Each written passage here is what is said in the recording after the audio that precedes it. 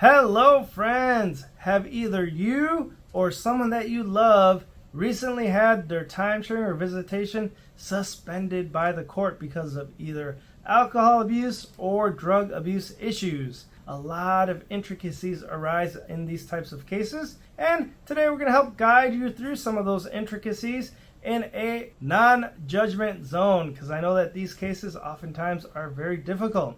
In this video, we will discuss why sometimes a court will suspend a parent's timesharing that is dealing with substance abuse issues. We will also discuss some of the relevant statistics of substance abuse in the United States. And finally, for those parents that are walking around destitute thinking that they'll never see their children again, we will offer some suggestions as to a workable action plan to try to get their visitation with their children back and also help with that recovery. So stay tuned for all of that. Welcome back to the Divorce Broadcast. My name is Manny Segarra, coming to you from Miami, Florida.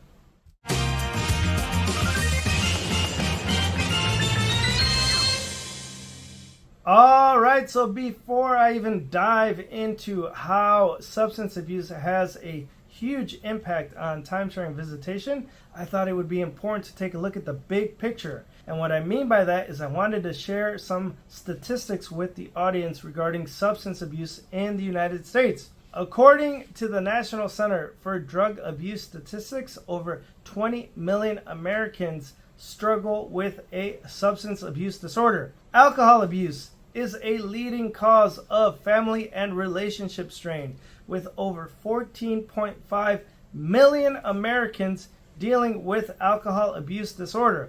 Unfortunately, because of these staggering numbers, a lot of times substance abuse often leads to court intervention in divorce cases, especially when there are children involved in the case.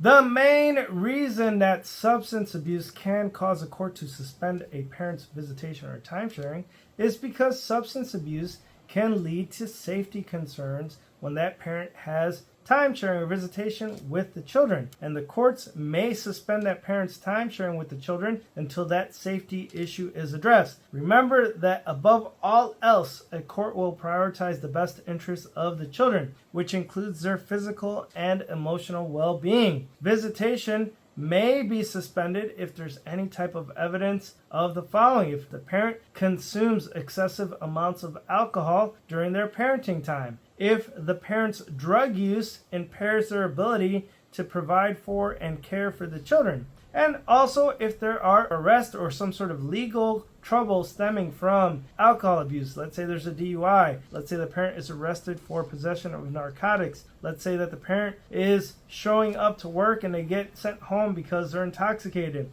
These are all issues that can lead to a court suspending a parent's timesharing.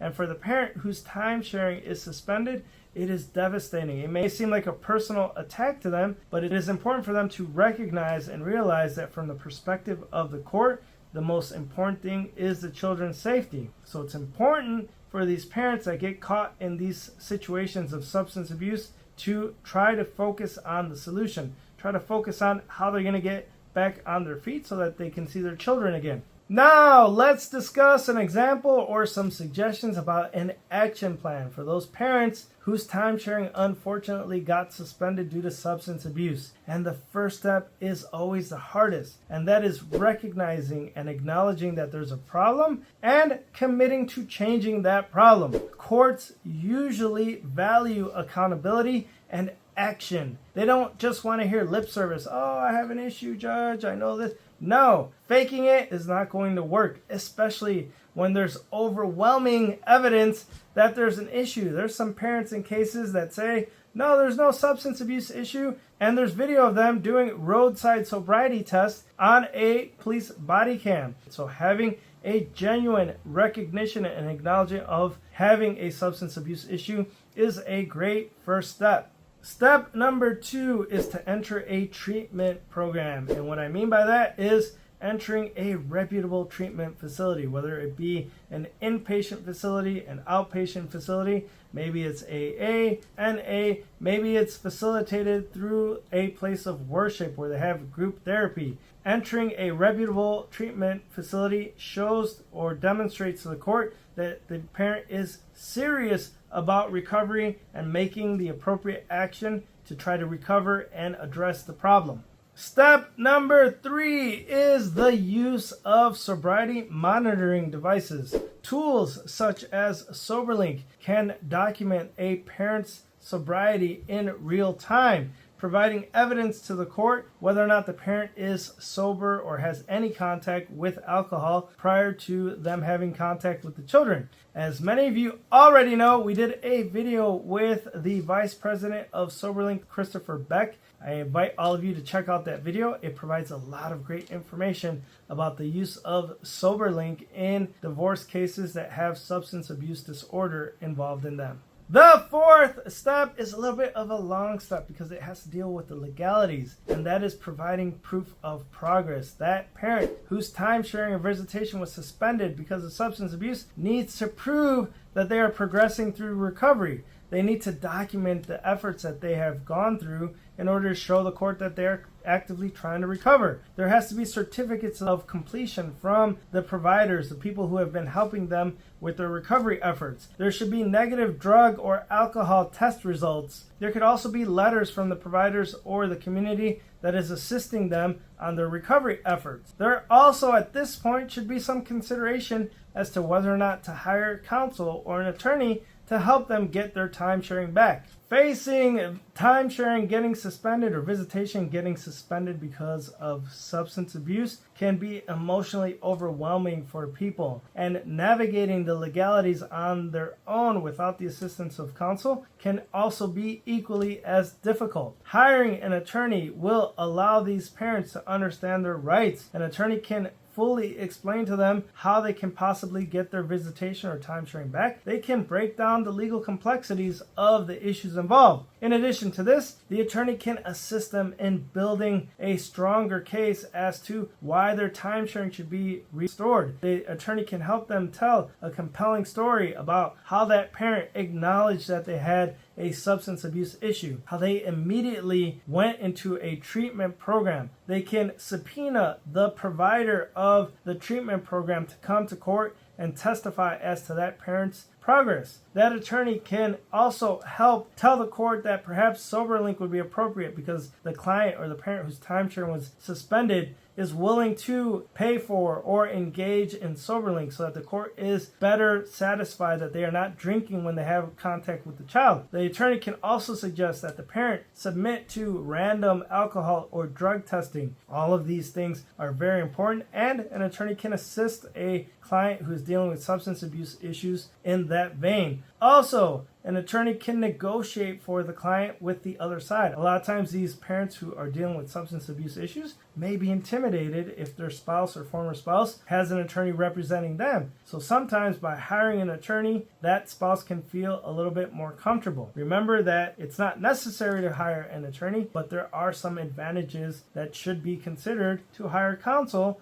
when a parent gets their timesharing suspended because of substance abuse issues. The 5th and final step is filing the appropriate motion or petition with the court. Now that that parent who has had their timesharing suspended has turned a corner, has completed their recovery efforts, they should consider asking the court to reinstate the timesharing. Now that parent has to be cognizant of the fact that whatever timesharing they might have had initially may not happen right away. If they had a 50-50 timesharing schedule, they're not going to get 50-50 timesharing right away if they have a substance abuse issue. It'll probably be a gradual increase in timesharing with safeguards in place like SoberLink or the random drug testing, and be prepared for the court to ask questions and see that parent more often to make sure that everything is going well and that the children are safe.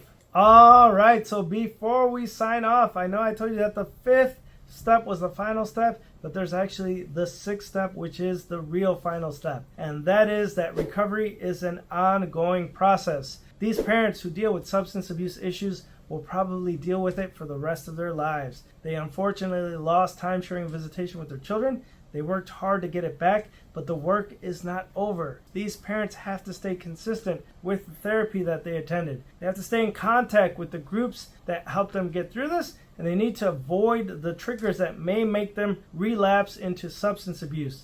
this is something that will help them long term, not only their health, but keep them having a relationship with their children. It is so important. So because of that, we're going to provide some links for some substance abuse counseling. Hopefully this will help some parents out there. Okay, so that is a wrap on our video dealing with substance abuse and how it may affect timesharing and visitation in cases. Hopefully, if any of you know people who are dealing with this issue, you will provide them with this video so they can check it out. They can check out some of the links that we're going to post. And they can look us up at www.segarralawfirm.com. We have offices in Miami and Orlando, Florida. Se habla español. Please do us a favor and like this video. Subscribe to the Divorce Broadcast, and we will see you soon.